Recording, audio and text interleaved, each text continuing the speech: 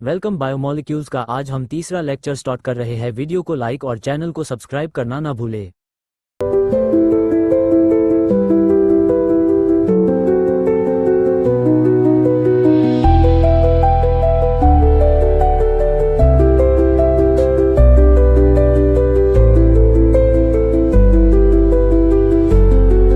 सबसे पहले हम बात करते हैं ग्लूकोज की। ग्लूकोज का एक दूसरा नाम डेक्सट्रोज भी होता है, क्योंकि ये समतल ध्रुवित प्रकाश को दक्षिणावर्त दिशा में घूर्णित करता है। ये एक मोनोसेकेराइड है। इसके पास क्रियात्मक समूह एल्डिहाइड होता है, इसलिए ये एक एल्डोज है और 6 कार्बन होने के कारण ये एक एल्डोहेक्सोज है। इसका रासायनिक सूत्र C6H12O6 है, यानी इसके पास 6 कार्बन हैं, 12 हाइड्रोजन है और 6 ही ऑक्सीजन है। हमारे शरीर में एनर्जी का ये प्राथमिक स्रोत है, यानी सबसे पहले हमारी बॉडी एनर्जी की रिक्वायरमेंट ग्लूकोज से ही पूरा करती है। ये कार्बोहाइड्रेट्स का एक सरल रूप है और इसको ग्रीन प्लांट्स प्रकाश संश्लेषण की क्रिया से बनाते हैं। यदि हम लेबोरेटरी में ग्लूकोज को बनाने की बात करें तो ग्लूकोज को बनाने के 2 तरीके हैं। एक, आप इसको सुक्रोज से बना सकते हैं। सुक्रोज को तनु सल्फ्यूरिक अम्ल के साथ अल्कोहल की उपस्थिति में धीरे धीरे डिस्टिल करने से ग्लूकोज और फ्रक्टोज का मिक्सचर प्राप्त होता है। जब आप सुक्रोज का एसिड हाइड्रोलिसिस कराएंगे तो आपको ग्लूकोज और फ्रक्टोज ये 2 चीजें प्राप्त होंगी। अगर आप बड़ी मात्रा में ग्लूकोज को बनाना चाहते हैं, व्यापारिक मात्रा में ग्लूकोज को बनाना चाहते हैं, तो इसका सबसे आसान तरीका होता है स्टार्च का जल अपघटन कराना। C6H10O5 स्टार्च को बड़ी मात्रा में पानी में घोलकर और उच्च दाब पर इसका जल अपघटन कराने पर ग्लूकोज बड़ी संख्या में प्राप्त होता है। यदि आप व्यापारिक मात्रा में ग्लूकोज बनाना चाहते हैं तो आप इस विधि का प्रयोग कर सकते हैं। ग्लूकोज के भौतिक गुणों की बात करेंगे तो ये एक सफेद रंग का क्रिस्टलीय ठोस है, स्वाद में मीठा है, जल में विलेय है और ये एक डेक्स्ट्रो रोटेटरी कंपाउंड है, दक्षिणावर्त घूर्णन। इसका मीनिंग क्या हुआ कि ये प्लेन पोलराइज्ड लाइट को क्लॉकवाइज डायरेक्शन में घुमाता है।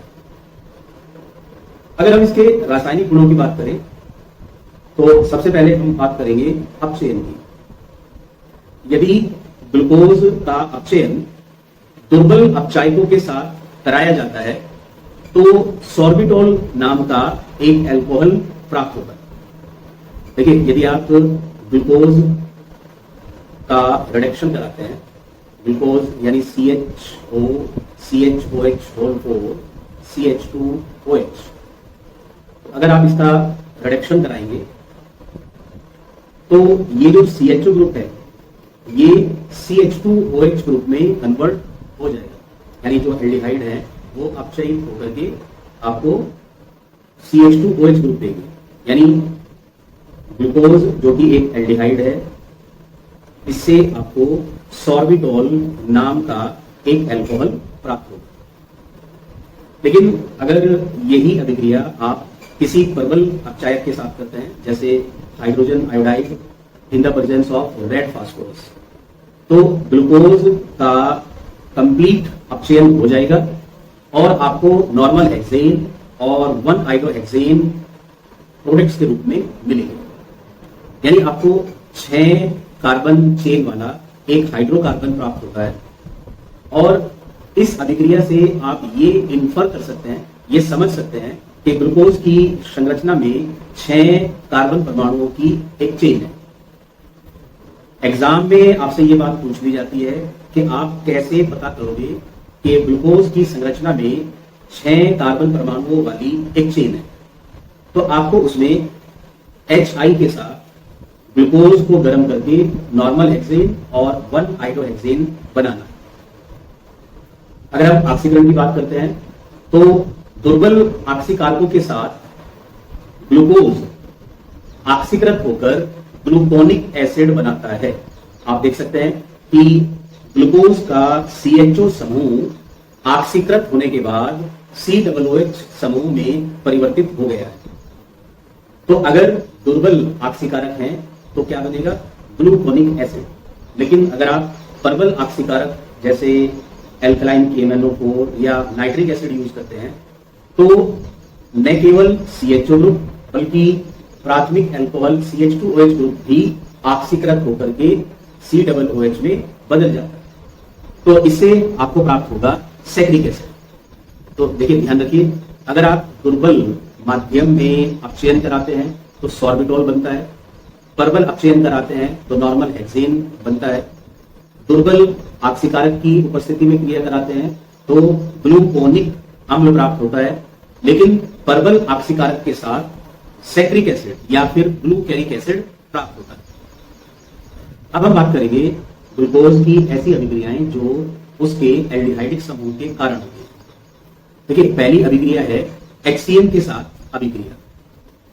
देखिए, HCN में CN एक नाभिक स्नेही है, तो जब आप ग्लूकोज की अभिक्रिया HCN के साथ कराते हैं तो नाभिक स्नेही योगात्मक अभिक्रिया होती है।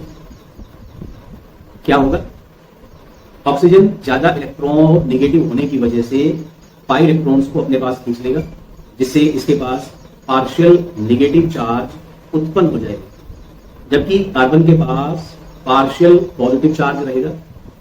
तो इससे क्या होगा कि नाभिक स्नेही अपने आप को धनात्मक कार्बन के साथ और हाइड्रोजन अपने आप को ऋणात्मक ऑक्सीजन के साथ जोड़ लेगा और इससे जो कंपाउंड बनेंगे उन्हें आप कहेंगे साइनोहाइड्रिन।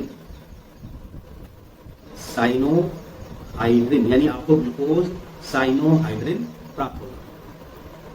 देखिए, इस अभिक्रिया से आप ये बता सकते हैं कि एल्डिहाइड के पास एक कार्बोनिल समूह, यानी वो एल्डिहाइड भी हो सकता है, वो कीटोन भी हो सकता है, लेकिन उसके पास एक कार्बोनिल समूह है। इसी तरह जब आप हाइड्रोक्सिल अमाइन यानी NH2OH के साथ ग्लूकोज की अभिक्रिया कराएंगे तो यहां भी एक योगात्मक अभिक्रिया होगी, जिसमें साथ में जल एक बाई प्रोडक्ट के रूप में बनेगा। तो इस अभिक्रिया से भी ये ज्ञात होता है कि ग्लूकोज के पास एक कार्बोनिल समूह है। अब हम बात करते हैं कि यदि फिनाइल हाइड्रोजीन के साथ ग्लूकोज की अभिक्रिया कराई जाए तो क्या होगा? देखिए बच्चों, ग्लूकोज की अभिक्रिया फिनाइल हाइड्रोजीन के साथ दो चरणों में कराई जा सकती है। एक बार जब आप कम मात्रा में फिनाइल हाइड्रोजीन लेंगे और एक बार जब आप ज्यादा मात्रा में फिनाइल हाइड्रोजीन लेंगे। तो हम पहले अभिक्रिया देखते हैं जब हमने कम मात्रा में फिनाइल हाइड्रोजीन ली है। देखिए, ये ग्लूकोज का एक मॉलिक्यूल है, CH double bond O single bond CHOH whole 4 single bond CH2OH। Normally glucose की संरचना को ऐसे ही हम लिखते हैं, प्लस अगर हम इसकी अभिक्रिया फिनाइल हाइड्रोजीन से कराते हैं यानी NH2 NH बेंजीन रिंग, ये है फिनाइल हाइड्रोजीन। अगर आप अम्लीय माध्यम में इस अभिक्रिया को कराते हैं तो गर्म कराए जाने पर यहां से पानी का एक मॉलिक्यूल बाहर निकल जाएगा, ठीक है, और ये NH बेंजीन रिंग CH के साथ योग कर लेगा। NH और बेंजीन रिंग शेष मॉलिक्यूल जैसा है वैसा ही रहेगा। तो देखिए, अब जो प्रोडक्ट आपको प्राप्त हुआ इसका नाम होगा ग्लूकोज हाइड्राजोन। Glucose hydrazone.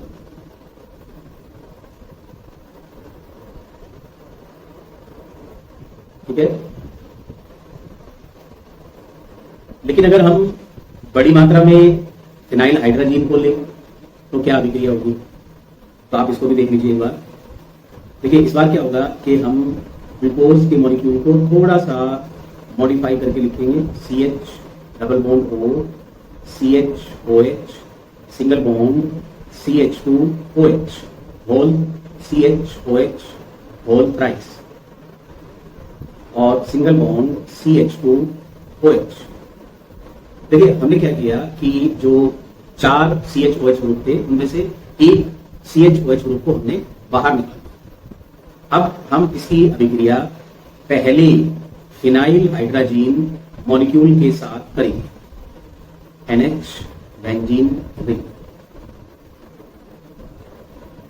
देखिए पहले की तरह ही पानी का एक मॉलिक्यूल बाहर निकल जाएगा। जैसे पहले पानी का एक मॉलिक्यूल बाहर निकला था तो इससे क्या बनेगा, hydrogen CH double bond NH benzene ring. अब दूसरा ये CHOH, फिर CHOH होल थ्राइस और फिर CH2OH। अब देखिए अगर आप दूसरे फिनाइल हाइड्रोजीन मॉलिक्यूल के साथ अभिक्रिया कराते हैं तो अब थोड़ी सी डिफरेंट अभिक्रिया होगी। देखिए यहां क्या होगा कि ये दोनों H, यहां से जो दोनों H है ये हट जाएंगे, एक H चला जाएगा NH2 के पास NH3 बनाने के लिए और एक H चला जाएगा यहां NH के पास NH2 बनाने के लिए। यानी बाई प्रोडक्ट के रूप में यहां से अमोनिया और एनिलीन बाहर चले जाते हैं। तो देखिए हमारे पास क्या बचा, हमारे पास बचा CH double bond NH benzene ring और C डबल बॉन्ड O। क्योंकि देखिए जो दोनों हाइड्रोजन है वो यहां से चले गए, शेष हिस्सा ऐसा ही है, CHOH का होल थ्राइस CH2OH। अब जब आप तीसरे मॉलिक्यूल के साथ अभिक्रिया करेंगे यानी NH2 NH और बेंजीन रिंग, फिर आप इसको H आयन की उपस्थिति में गर्म करेंगे तो इस बार यहां से पानी का एक मॉलिक्यूल बाहर चला जाएगा। तो देखिए अल्टीमेटली आपके पास क्या बचेगा, CH double bond NH single bond benzene ring. अब दूसरे मॉलिक्यूल के पास भी यही होगा, C double bond NH benzene ring. शेष मॉलिक्यूल ऐसा ही होगा, CHOH होल 4 और CH2OH। तो इसको आप कहते हैं ग्लूकोसाजोन। तो देखिए ये अभिक्रिया भी इंपॉर्टेंट है, एग्जाम में आपसे पूछ ली जाती है कि अगर कम मात्रा में आपके पास हाइड्रोजीन है, फिनाइल हाइड्रोजीन है तो क्या प्रोडक्ट बनेगा, और अगर ज्यादा मात्रा में फिनाइल हाइड्रोजीन है तो क्या प्रोडक्ट बनेगा। चलिए अब हम अगली अभिक्रिया की तरफ आ जाते हैं, एसिटाइल क्लोराइड या फिर एसिटिक एनहाइड्राइड से क्रिया। जब ग्लूकोज एसिटाइल क्लोराइड या एसिटिक एनहाइड्राइड के साथ अभिक्रिया करता है तो एसिटिक एनहाइड्राइड या एसिटाइल क्लोराइड के 5 अणुओं का प्रयोग करता है और अपने 5 हाइड्रोक्सिल समूहों का विस्थापन एसिटाइल समूह से करा लेता है। इस अभिक्रिया से आपको ये जानकारी प्राप्त होती है कि ग्लूकोज की संरचना में 5 OH समूह उपस्थित है। देखिए ये अभिक्रिया आप किस तरह से कर सकते हैं, ये हमने ग्लूकोज का मॉलिक्यूल लिया CH डबल बॉन्ड O, ये CHOH होल 4 और सिंगल बॉन्ड CH2OH, ये ग्लूकोज का एक मॉलिक्यूल है। अगर आप इसकी अभिक्रिया 5 मॉलिक्यूल्स ऑफ एसिटिक एनहाइड्राइड के साथ कराते हैं, देखिए CH3CO, CH3CO और ये दोनों कार्बन जुड़े हुए हैं ऑक्सीजन के साथ, यानी ये हुआ एसिटिक एनहाइड्राइड। तो जब आप ये अभिक्रिया कराएंगे अम्लीय माध्यम में तो देखिए ग्लूकोज के 5 OH समूह, 4 OH जो सेकेंडरी कंडीशन के हैं, 1 OH जो प्राइमरी कंडीशन का है ये पांचों के पांचों अपनी जगह को छोड़ देते हैं और इनकी जगह ये एसिटाइल समूह ले लेता है। यानी जो सारे हाइड्रोजन है यहां से ये निकल जाएंगे और इन हाइड्रोजन की जगह ये एसिटाइल ग्रुप ले लेगा। तो देखिए आपके पास स्ट्रक्चर क्या बनेगी, CH double bond O single bond CHO CO CH3। ये एसिटाइल ग्रुप इन चारों हाइड्रोजनों को हटा करके अपने आप लग जाता है और लास्ट में CH2O CO CH3। तो देखा आपने कि पांचों OH समूहों की जगह अब 5 एसिटाइल समूह आ गए और इसको नाम देंगे ग्लूकोज पेंटा एसिटेट। ग्लूकोज पेंटा एसिटेट। इस अभिक्रिया से यह ज्ञात होता है कि ग्लूकोज की संरचना में 5 OH समूह। ठीक है, देखिए अगर हम इन सभी अभिक्रियाओं को एक समराइज रूप में देखना चाहें तो ग्लूकोज का मॉलिक्यूल अगर दुर्बल ऑक्सीकरण आप कराएंगे तो ग्लूकोनिक एसिड बनाएगा, यानी ग्लूकोज का CHO समूह COOH समूह में परिवर्तित हो जाएगा। अगर आप स्ट्रॉन्ग ऑक्सीडेशन कराते हैं तो सैक्रिक एसिड बनेगा, यानी ग्लूकोज का CHO और CH2OH दोनों ही समूह COOH में परिवर्तित हो जाएंगे। अगर आप नॉर्मल रिडक्शन कराते हैं तो सॉर्बिटोल, अगर आप HI के साथ रिडक्शन कराते हैं तो नॉर्मल हेक्सेन, जिससे आपको ये पता लगेगा कि ग्लूकोज की संरचना में एक 6 कार्बन की सीधी चेन। अगर आप इसका एसिटाइलेशन कराते हैं तो हाइड्रोक्सिल समूह के सारे हाइड्रोजन एसिटाइल समूह से रिप्लेस हो जाएंगे और अगर आप HCl से अभिक्रिया कराते हैं तो आपको मिलेगा साइनोहाइड्रेट। अब हम ग्लूकोज की संरचना की बात करें। देखिए बच्चों, ग्लूकोज की संरचनाएं 2 प्रकार से प्रपोज की गई हैं। एक को कहते हैं विवर्त या खुली श्रृंखला और दूसरे को कहते हैं चक्रीय या साइक्लिक स्ट्रक्चर या साइक्लिक संरचना। तो हम पहले बात कर लेते हैं कि ग्लूकोज की खुली संरचना किस तरह की। फिशर और दूसरे वैज्ञानिकों ने यह स्थापित किया कि ग्लूकोज की संरचना में जो ओपन चेन 5 OH समूह और CHO समूह उपस्थित हैं वो इस प्रकार से एक लाइन में लगे हुए, यानी पहला कार्बन CHO है, दूसरा कार्बन CHOH है।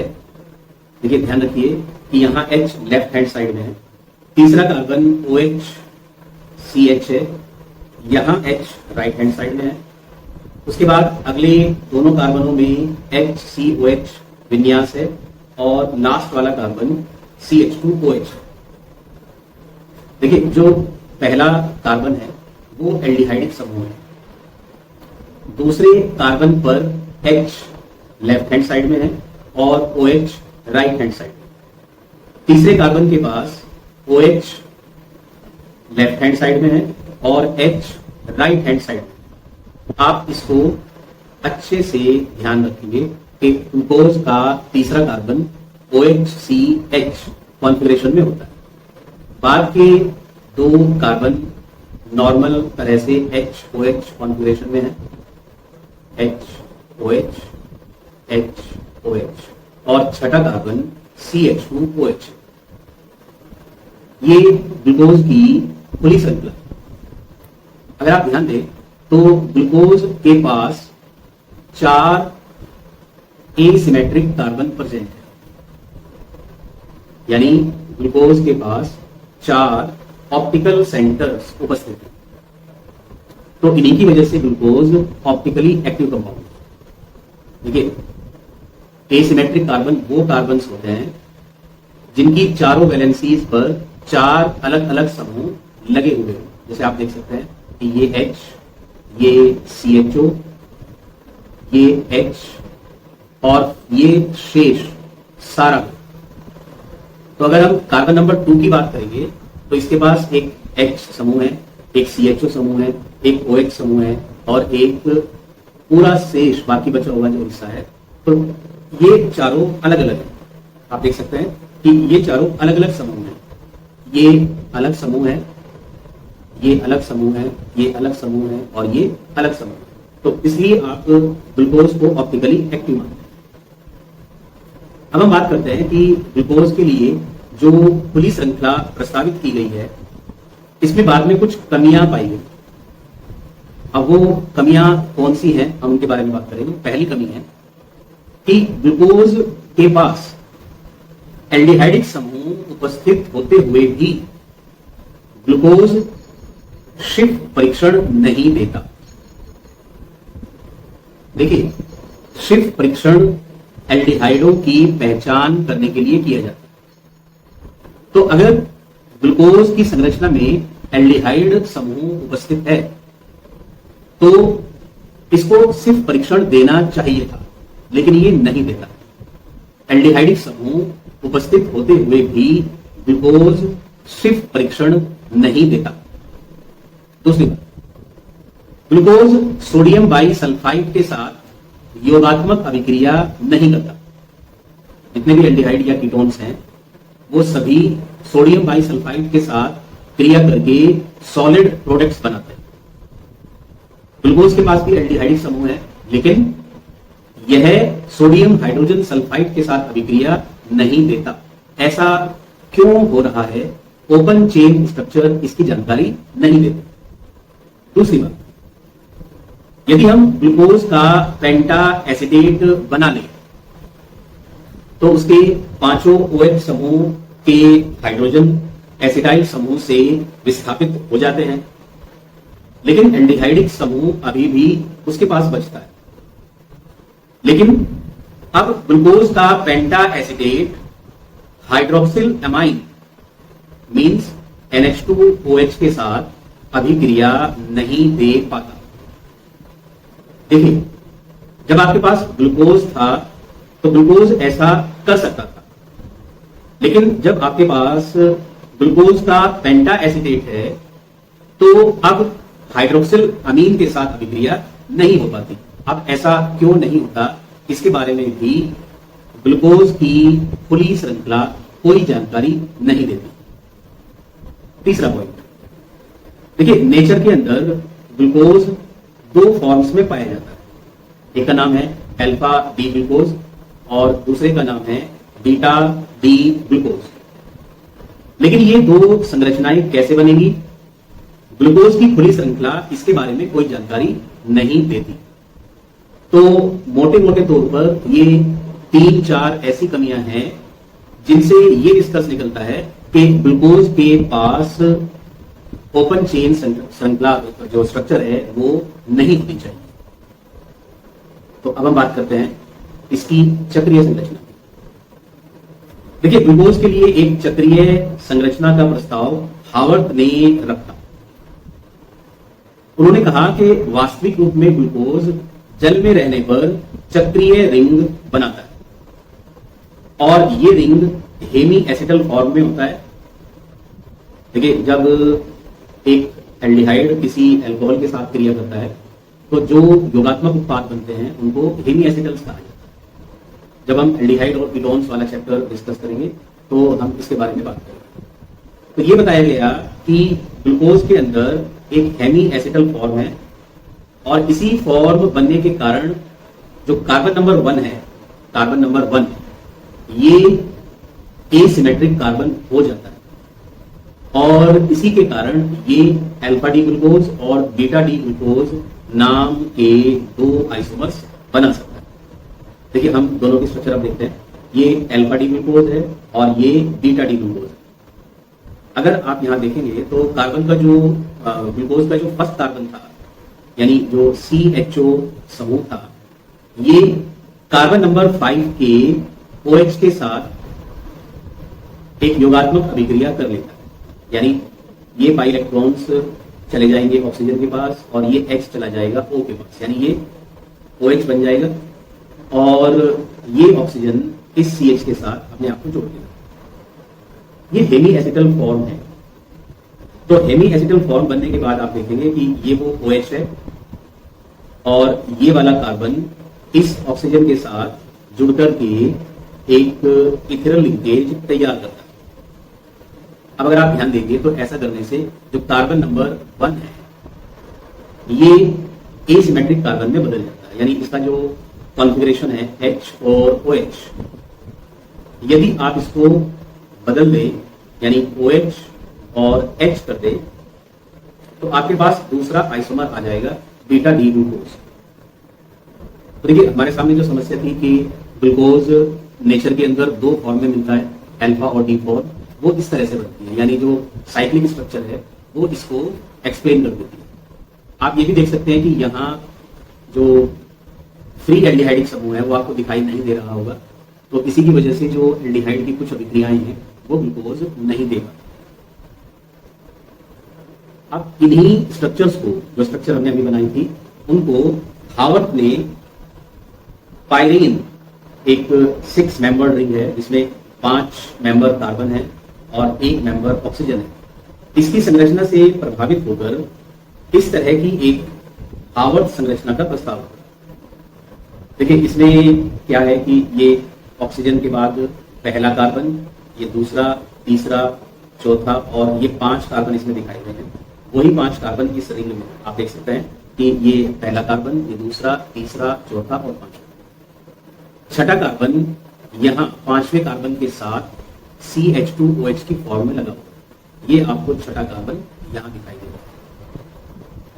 इस स्ट्रक्चर को बनाने की खास बात ये है कि ये जो बाईं तरफ वाली समूह है ये सभी रिंग में ऊपर की तरफ आएंगे और जो दाएं तरफ वाली स्ट्रक्चर्स हैं ये रिंग में नीचे की तरफ आएंगे। ये आप देख सकते हैं कि जो बाईं तरफ वाली संरचनाएं थी उन सभी को ऊपर बनाया गया है और जो दाईं तरफ वाली संरचनाएं थी उनको नीचे बनाया गया। तो इस तरह से आप अल्फा और बीटा, देखिए बीटा में क्या होगा, H और OH का फर्स्ट कार्बन पर कॉन्फ़िगरेशन डिफरेंट है। पहले यहाँ H था, अब यहाँ OH है। पहले संरचना में नीचे की तरफ HOH था, अब यहाँ नीचे की तरफ H है। यहाँ आपको ये भी ध्यान रखना है कि अगर किन्हीं आइसोमर्स में केवल फर्स्ट कार्बन का विन्यास भिन्न हो तो ऐसे आइसोमर्स को एनोमर्स कहा जाता है। एनोमर्स वो आइसोमर्स होते हैं जिनका फर्स्ट कार्बन कॉन्फ़िगरेशन डिफरेंट हो, और अगर फर्स्ट कार्बन के अलावा कोई और कार्बन पर डिफरेंट है तो उसको एपीमर्स कहते हैं, एपीमर्स और एनोमर्स। चलिए आगे चलते हैं कि ग्लूकोज की भूमिका क्या है हमारी लाइफ में। देखिए ग्लूकोज शरीर की सभी कोशिकाओं को ऊर्जा देता है। हमारे जो डेली रूटीन है उसके लिए हमें जहां जितनी भी ऊर्जा की आवश्यकता होगी वो सारी ऊर्जा हमें प्राइमरली ग्लूकोज से प्राप्त होती है। हमारा मस्तिष्क केवल ग्लूकोज पर ही निर्भर करता है, ग्लूकोज ही हमारे मस्तिष्क का फूड है। ये हमारे ब्लड में ब्लड शुगर के रूप में प्रेजेंट रहता है और ग्लाइकोलाइसिस द्वारा जब भी जरूरत होती है तो ये टूट करके हमारी बॉडी को एनर्जी देता है। अब हम बात करेंगे फ्रुक्टोज की। ग्लूकोज के बाद फ्रुक्टोज को फ्रूट शुगर भी कहते हैं। ये पके हुए फलों में ज्यादा पाया जाता है। तो ये एक मोनोसेक्राइड है, एल्डिहाइड के विपरीत इसमें कीटोनिक समूह होता है, इसलिए ये कीटोहेक्सोज है। इसका अणुसूत्र ग्लूकोज की ही तरह C6H12O6 है। आप ध्यान रखेंगे कि फ्रुक्टोज ग्लूकोज की तुलना में ज्यादा मीठा होता है। अब अगर आप इसकी खुली संरचना की बात करेंगे तो फिशर ने बताया कि ग्लूकोज की तरह फ्रुक्टोज की संरचना में भी 6 कार्बन की एक चेन होती है और उस चेन में दूसरे नंबर का कार्बन कीटोनिक समूह होता है। आप देख सकते हैं कि 6 कार्बन की चेन है, 1 2 3 4 5 6। फर्क कहां है, पहले जो 2 कार्बन है ग्लूकोज के, उनके कॉन्फ़िगरेशन से इनका कॉन्फ़िगरेशन डिफरेंट है।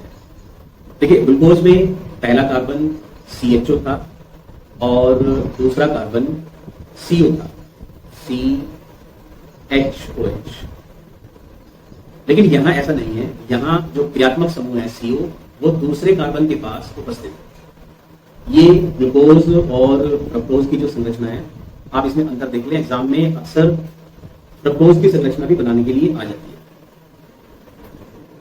अगर हम इसकी साइक्लिक स्ट्रक्चर की बात करें तो जहां ग्लूकोज में पायरेनोज रिंग होता है, फ्रुक्टोज में फ्यूरानोज रिंग पाया जाता है। देखिए वहां क्या था, वहां 1 2 3 4 5 कार्बन का और 1 ऑक्सीजन का रिंग था, लेकिन यहाँ 4 कार्बन और 1 ऑक्सीजन का रिंग है।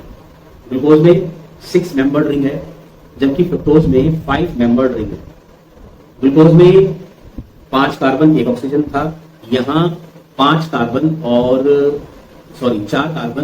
1 ऑक्सीजन। इसकी रासायनिक अभिक्रियाएं काफी हद तक ग्लूकोज की तरह हैं, हालांकि ये नॉर्मल ऑक्सीडेशन कराए जाने पर ऑक्सीडाइज नहीं होता। जैसे ग्लूकोज ऑक्सीडाइज हो जाता है एल्डिहाइडिक समूह की वजह से, ये इस तरह से ऑक्सीडाइज नहीं होने पाता। देखिए इसका जो स्रोत है वो फल, शहद, गन्ना और कॉर्न सिर्फ इसके अंदर बड़ी मात्रा में ये पाया जाता है। ये ग्लूकोज से भी ज्यादा मीठा है, ये भी ग्लाइकोलाइसिस में भाग लेता है और तेज ऊर्जा का स्रोत है। नॉर्मली अगर हमें एकदम से बहुत ज्यादा ऊर्जा की आवश्यकता होती हो तो ये ग्लूकोज से बेहतर होता है। तो इस तरह से जो आज की जो क्लास है आप इसको ध्यान से देखिए।